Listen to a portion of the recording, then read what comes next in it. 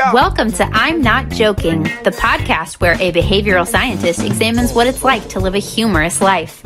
Glimpse into the lives of the funniest people in entertainment, business, and science as your host, Dr. Peter McGraw, explores their habits, motivations, and secrets to success. Get ready to fire up your brain and your funny bone. Now, here's your host.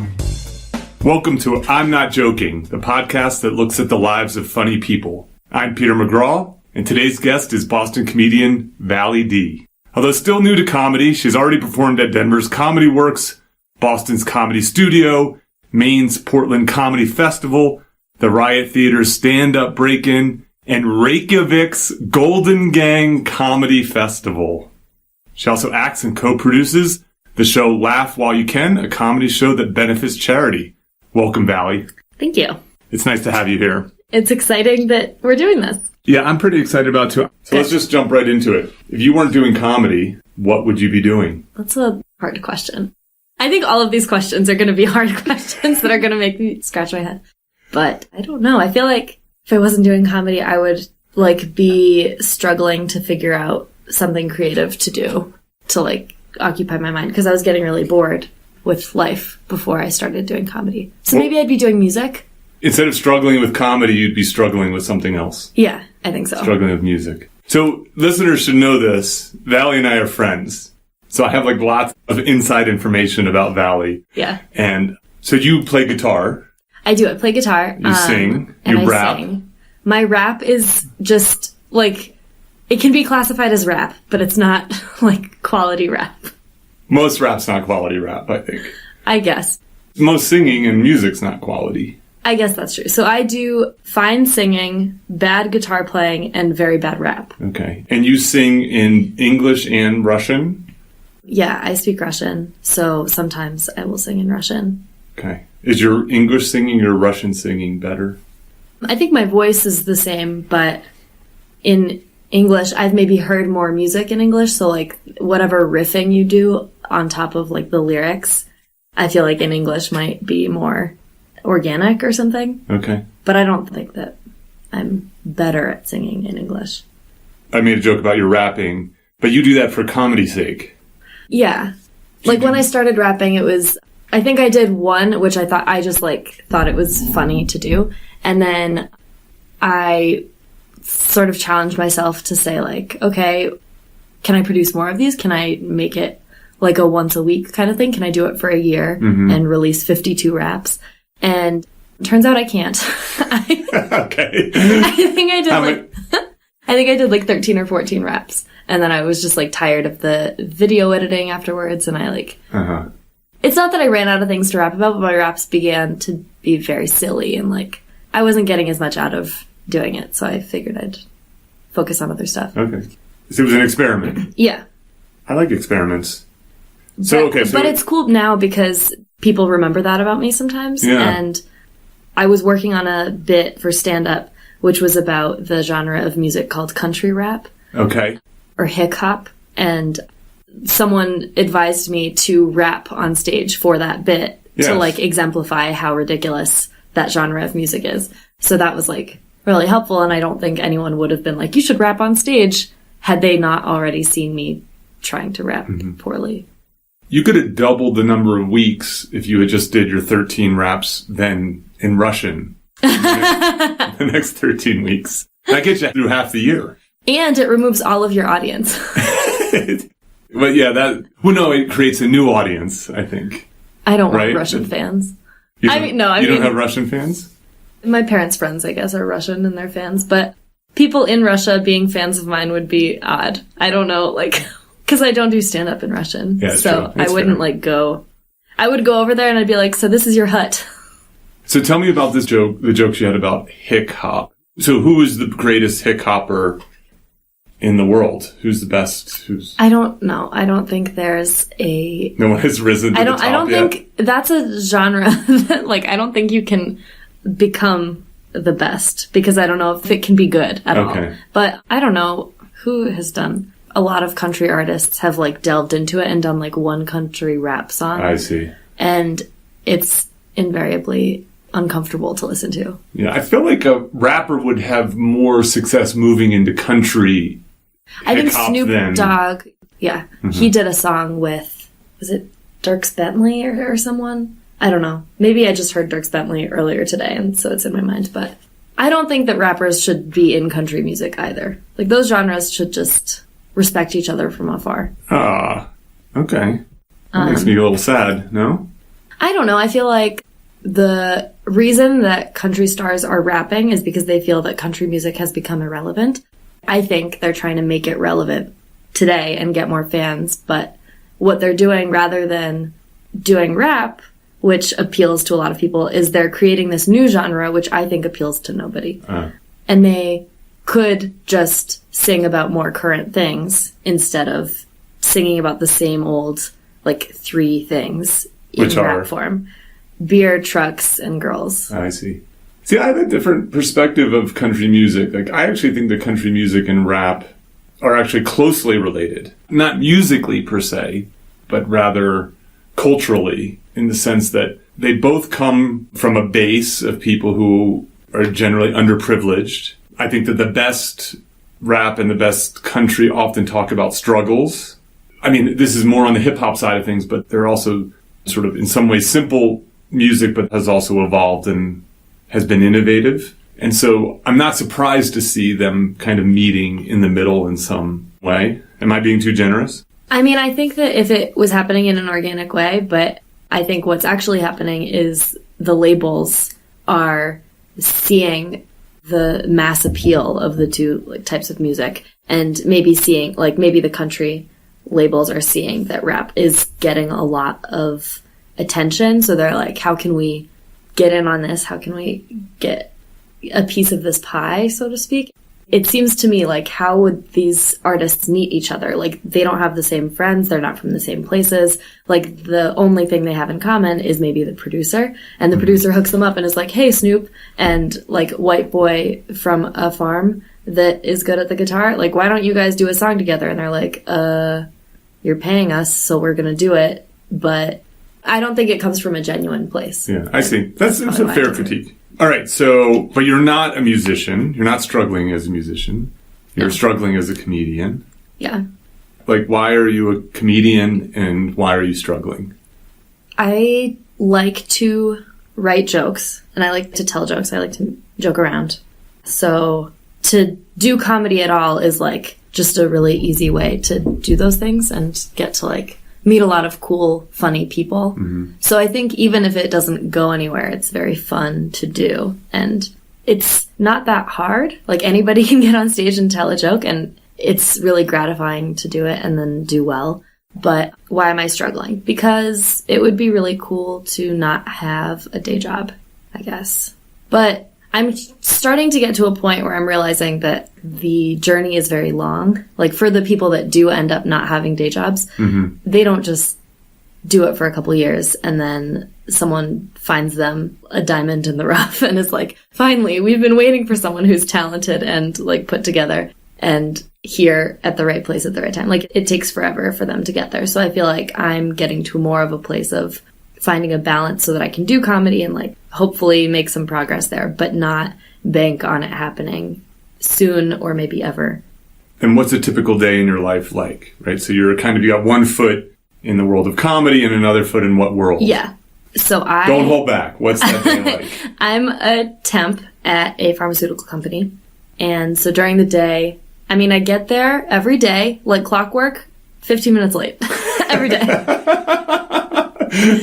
I'm just never on time. But I get there and I support the business team, which means I schedule meetings and sometimes I do research and sometimes I draft press releases. It's not that glamorous. When I talk to people who work for a business in a significant capacity, they're not impressed with my job. But when I talk to people who drive for Lyft or are a server at a restaurant, I seem like very desk jobby to them. So that's what I do all day. And are you jokey at work? I wasn't for a long time, but as I've gotten to know people, I've been there. So I'm a temp, but I've been there a year and a half. How?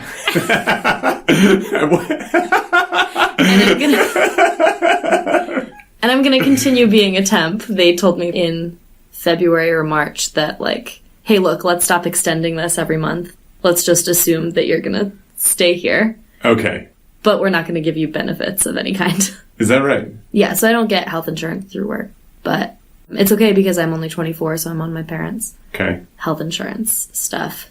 But yeah, so I work there, and I am alone a lot at work. Like, I have my own, it's not a cubicle exactly, but it's my own space where I'm there most of the day, and no one's really trying to talk to me because I'm not important enough. Every now and then my boss will give me assignments, but even that is usually over email and not in person. Okay. So I only really interact with people at lunch or, like, coming in or going out. So it's not that ripe for joke. Like, at lunch, I'll joke with people. I see. And they actually asked me to host the holiday party gift exchange because they were like, oh, Vally's funny or whatever. So they... How'd that go? Did you prep for that? Like, did you have an opener and prepare jokes for that? Yeah, I prepared, like, 2 jokes. What was one of them? It was, okay, everybody, call to mind the number you were given for the order in which this will go. Have that in your mind and now throw it away because we lost the order. So that was... it was very, like, specific to that moment. And those people, because they did, the list was reshuffled, but they didn't give me a microphone. Okay. And the space was really big, so no one could hear me, actually. So I would just point to people and make eye contact and be like, hey, you're next, Ron, or whatever. But... So next year, Next year, if I'm still there and they're still doing a gift card exchange and they still like me and we go to that same space, then maybe they'll give me a microphone. Yes, that's right. You'll be ready. Yeah. I have to bring this up. You tweet a lot during the day. Yes. Because you're alone. Yeah.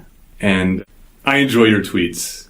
Thank you. I may be one of the biggest consumers of your tweets. That's like the biggest backhanded compliment. Because Twitter always shows you kind of, yeah. Because I like some of your tweets, and then I often back channel you about the non-likable or the yeah, ones it's so fun when you text me and you're like, really, Vally? Or like, are you okay? I don't know if this is a phenomenon where someone sees someone's tweet and then they send a text about... Yeah, I've definitely done that to people where I'm like, should I be worried about you? Should I be worried, or is this just a bit that you're trying out? Yeah. So you tweet at work. Do they know this?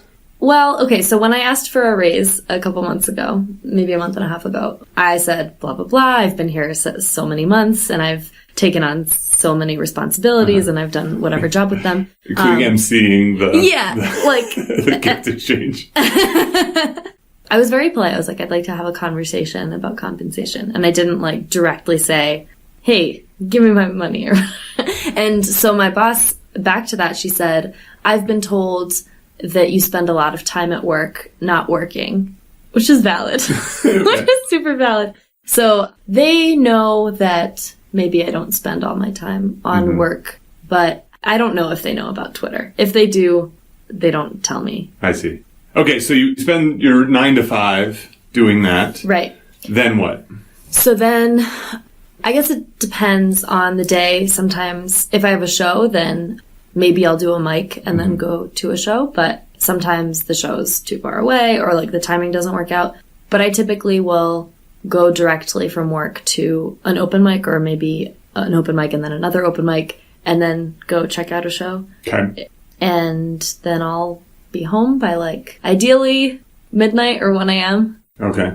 It's nice if I'm home before midnight and then I can get some sleep and not be late to work. And you don't exercise? Not really. I walk to places. Right. I don't like carve out an hour of my day for spin or anything like that. That's something that I think is crazy that people do. I think that's funny about you. I think maybe in the new year I'll take a yoga class. I don't think I did one yoga class in 2017. I kept thinking about it. Yeah. So you're originally from Boulder. I'm from Boulder. Now you're in Boulder, Boston. yeah. And you fit better in Boston than Boulder. I think so. Why so?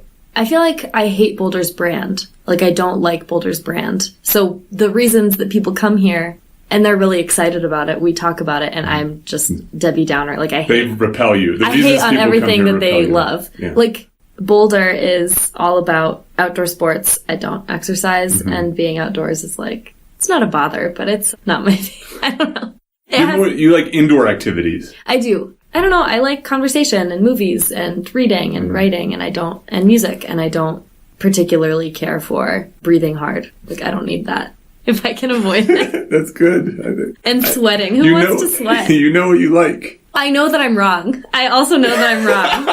But I can't help my preferences. But you're young, so you can get away with this. Yeah, like, if you were my age, no one knows this, but I'm strikingly beautiful.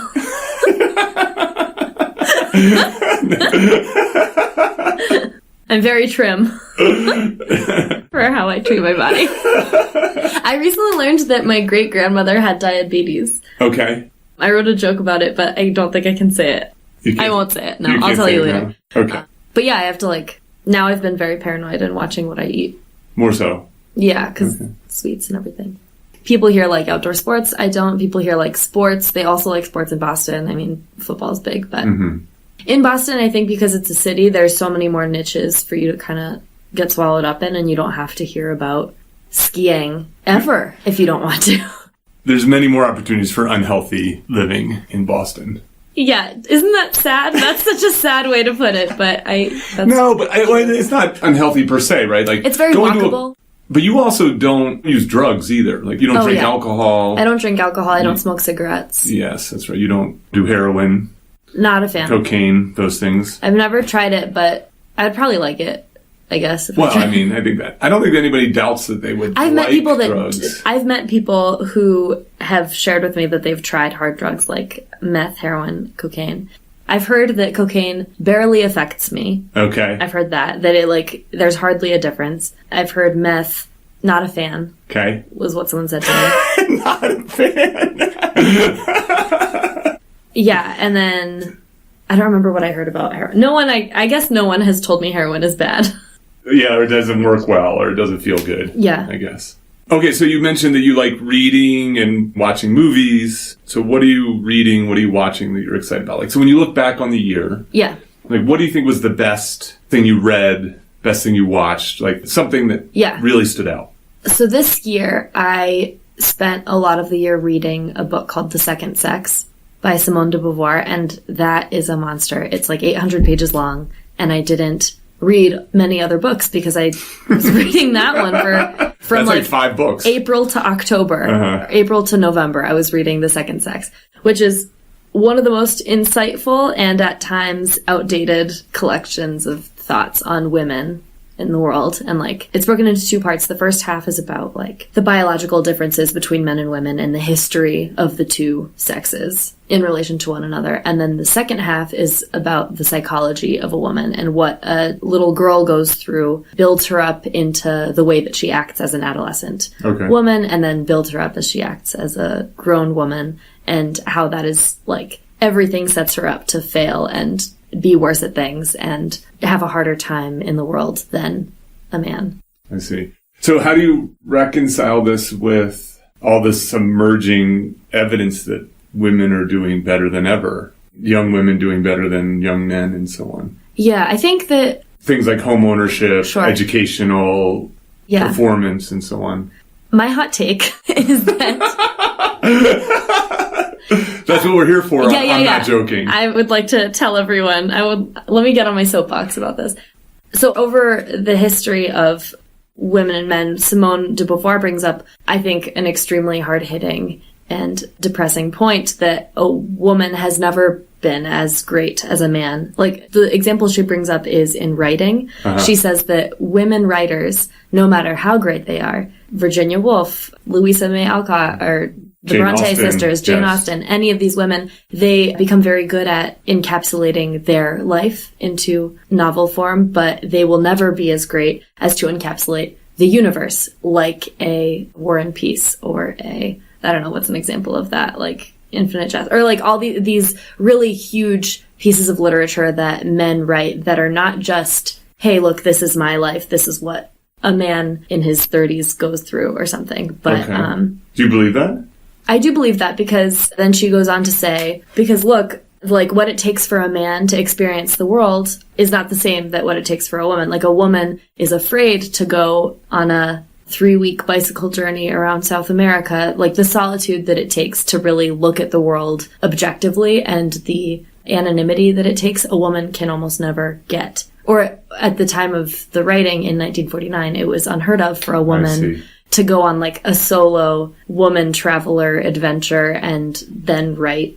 I mean, I think it still is unheard of. The door isn't open for them to have the same experiences that a man can have over the course of a life. So even though intellectually speaking, they have the same capabilities, they don't have the same input of like the world's effects and experiences in order for them to have the output of like a great piece of literature that everyone can relate to. If that makes sense. Yeah, I see. I understand. So what implications do you think this has for comedy? So do you think that same constraint exists that limits a woman's ability to make observations about the world? Or so you're suggesting that there are challenges that women have that men don't, that affects the scope of their ideas. Not the quality of their ideas, but the scope of their ideas. Yes. So do you think that happens in comedy too? I think it happens more so in comedy than in a space like mathematics, where you can just kind of stew in your own logic and like come up with I mean, I don't really know how that works, but in a craft like comedy where you're trying to create something out of observations, if your observations are fewer or different or something or limited in a certain way, then yeah, the output I think is going to be affected too. And I think that there are great women comedians, but the content of their material will never, right now, it doesn't compare to the scope of that of a man's. But I don't think that a man can be a great woman comedian, if that makes sense. Mm-hmm. The one thing that women have is that we can appeal to women way better and more organically than a man ever could. Yeah, I'm always surprised at the biases that exist against women in comedy among the people who stand to benefit financially from supporting women in comedy. So comedy producers, comedy directors, people who cast, obviously club owners. Yeah. Overlooking the fact that they have an audience that often is half female. It's surprising how often the market doesn't work when it comes to the biases against women in comedy. Totally. Yeah. I feel like that the market actually suggests that people should be doubling down on women in comedy as a way to be different and a way to appeal to a group of people who are underserved. Yeah, so I think I wanted to say one more thing about men achieving less highly than women nowadays. Like statistically, it's showing that women are higher achievers in school. And, in certain areas, right. Yeah. And I think that probably boys have issues that girls don't have with like maybe their attention span and like hormonally, especially as teenagers, it's maybe harder for them to focus than for girls on school. And I've spoken to educators who think that they should be separated for like from ages 11 to 14, or maybe just like the age of 14. They should be separate and then come back together. 11 to 29. Yeah. Something around there. Separate but equal. No, but I think that it would be hard to be a young man watching girls outperform you.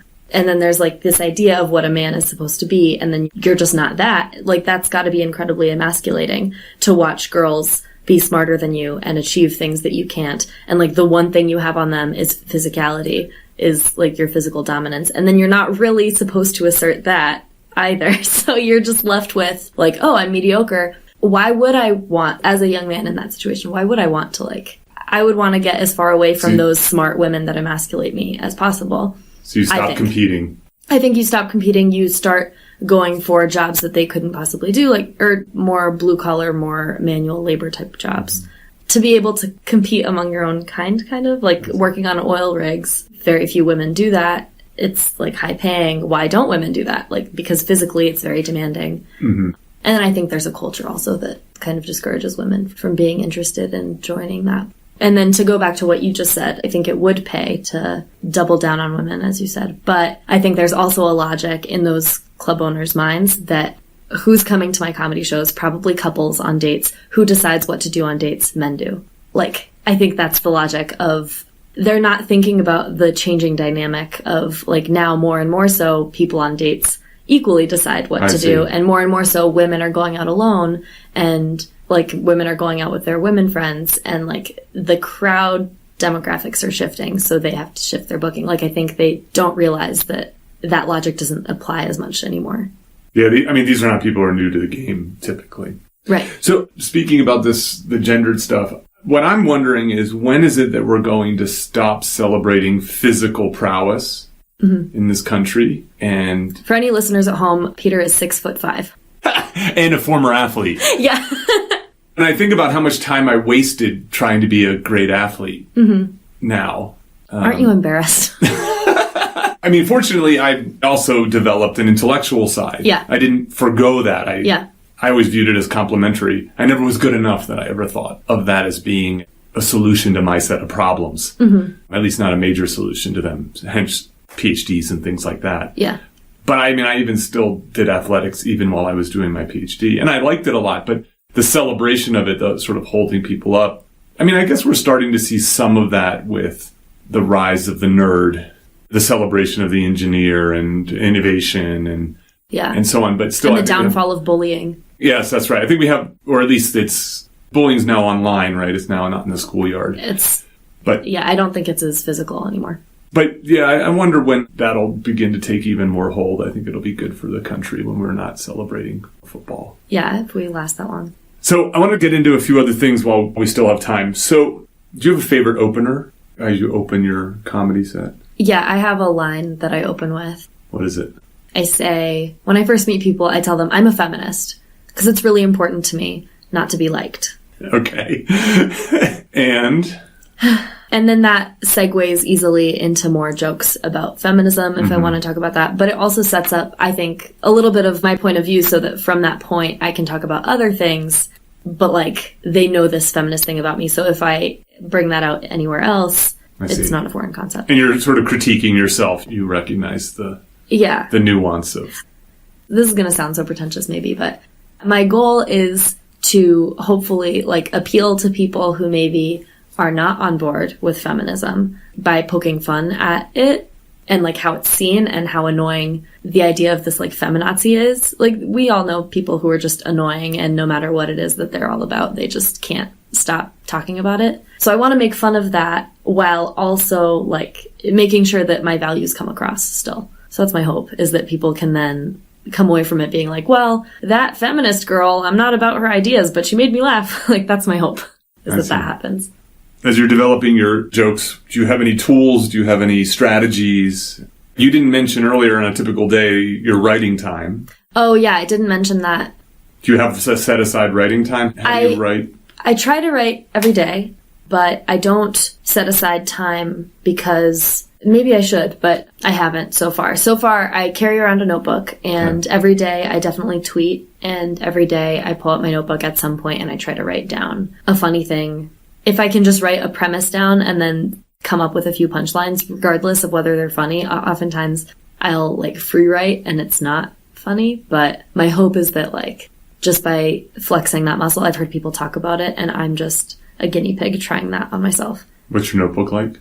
I go through them every few months, but right now I used to have moleskins. I would do like small, maybe 3x5 sized moleskin notebooks. And then I have all of these free notebooks that I've gotten at like job fairs and stuff that are not very... When you're looking for a non-temp job? Yeah. So I have them and they're not very comfortable to use and I don't really like them, but I don't want to throw them away because that feels like a waste. So right now I have this like, I think the company's called Recurly. Free promo for Recurly. Okay. I have like a free notebook from them that I've been using. That's funny. So I already had this question written down even before I knew you were my guest. So how do you deal with self-doubt? Deal with critiques? Oh, you prefaced it because you know that I'm so insecure. You're like, Vally, I want you to know I didn't ask you this because I know that you're very insecure. Well, I have a mantra. No. I think that mantras are good. I don't have one. I typically will just go about life as normal, but when people ask me how I am, I tell them that I'm feeling insecure. You are good about communicating when you're not doing well. Yeah, I think I just try to like reach out to people and maybe ask them, like, why do we do this? Like talking to other comics and just, I guess, airing that dirty laundry of like, right now I'm not feeling so hot about this. Like, how is everyone else feeling? And then people typically respond very graciously with like personal experiences of self-doubt if they're not feeling it right at that moment. And people are good about reminding you. I don't know. I have a friend that she and I will share and she'll just be like, she'll remind me sometimes that I'm funny even if like a particular set or a particular joke wasn't funny. And that's helpful to just get some perspective and like a big picture attitude, I guess. Does your self-doubt, self-critiques find its way into your comedy?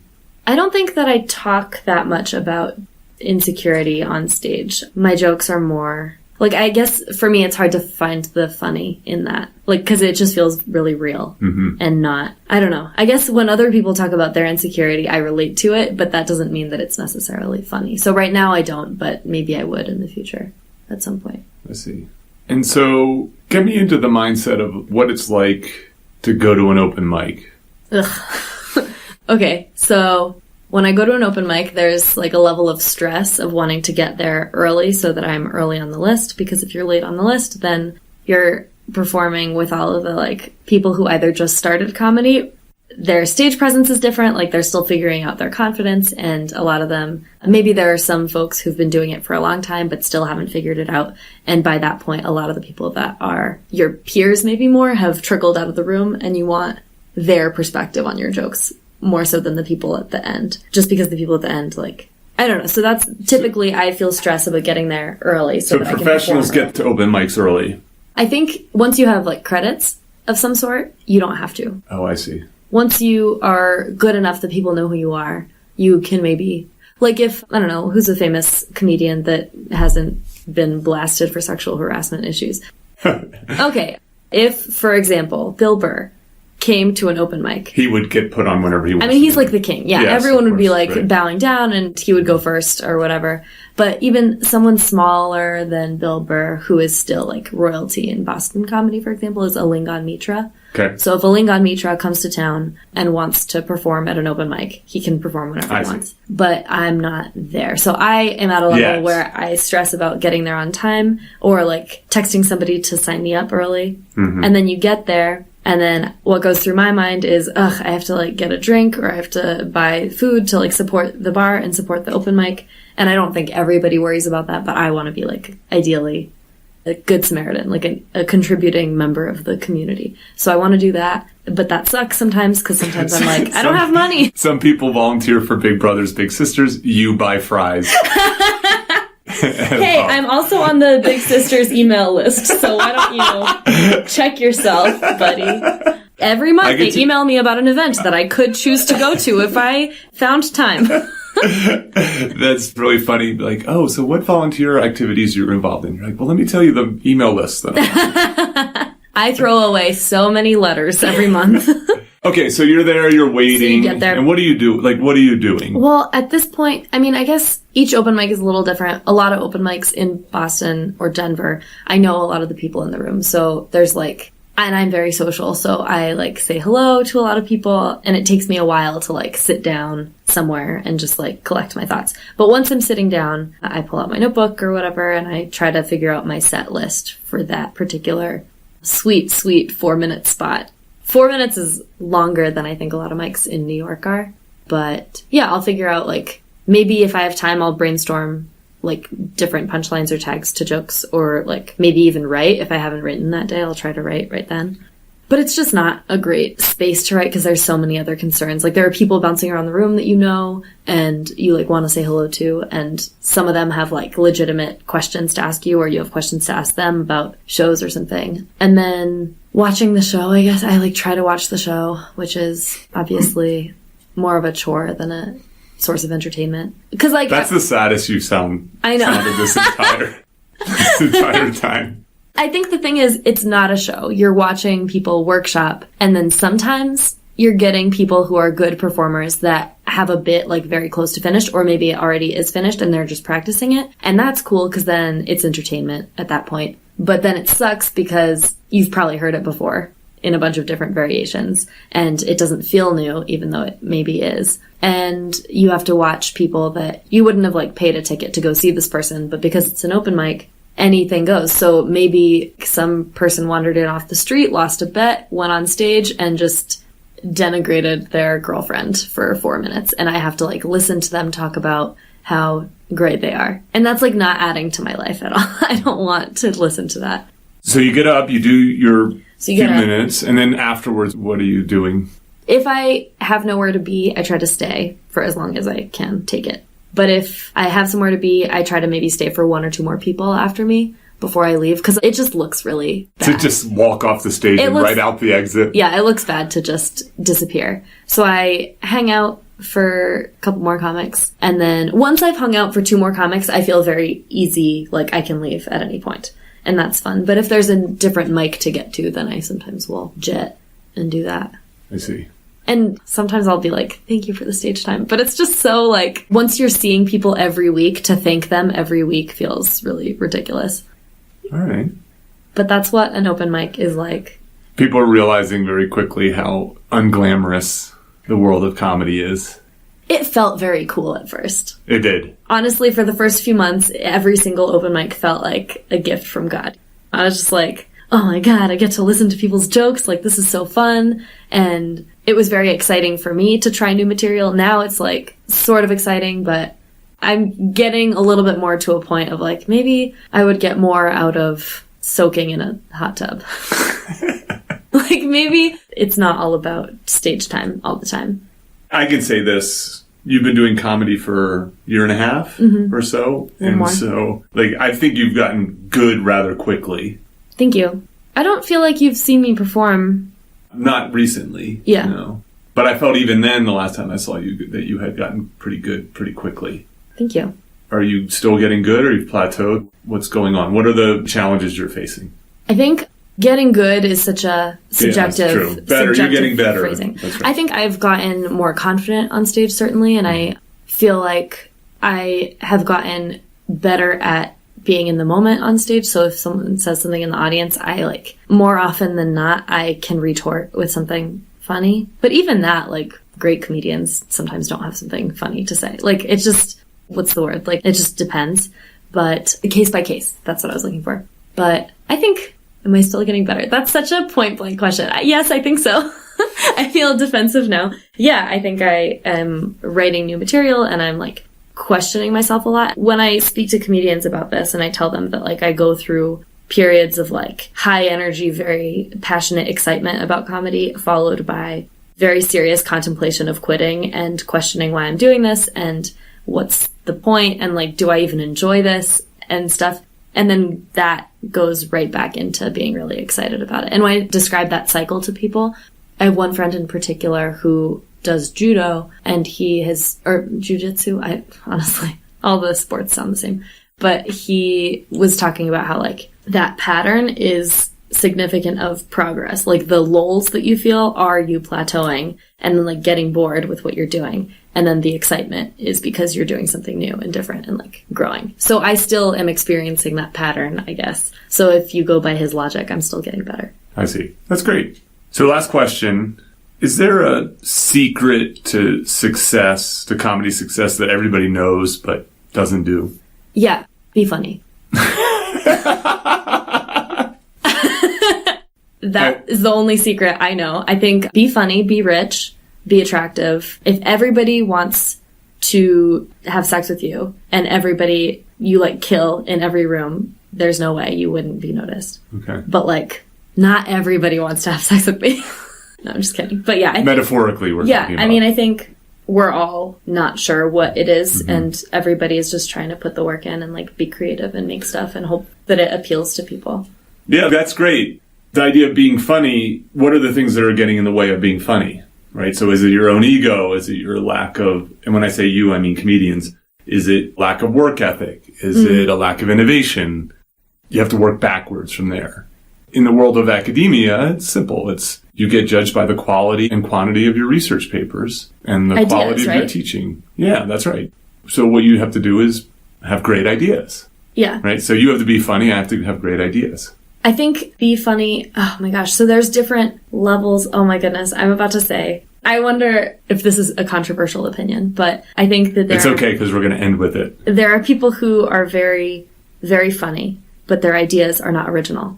And so they amass a lot of success. And I feel like I see this pattern of they become very successful regional comedians. But because they're not original, like whoever's in the industry power seat of maybe putting them on TV or making them even bigger, maybe hears their ideas, realizes they're not original, and doesn't give them that opportunity. But then there are a lot of other people who do have original ideas, but then maybe those ideas aren't funny. And if you're going to try and be original all the time, it's so hard to put yourself to like find a way for people to relate to you. Because it is not original. It's like, if it's abstract or if it's anything, if there's like an extra few steps people have to take to be on your side, then you're that much less advantaged. So the language that I use for this is ha-ha versus aha. Right? So that regional comedian who's funny has ha-ha. Yeah. They tell dick jokes as well as anyone in the world, but there are not that many new ones. And then there's that alt comedian who may be aha, who has a really interesting views of the world and makes the audience think.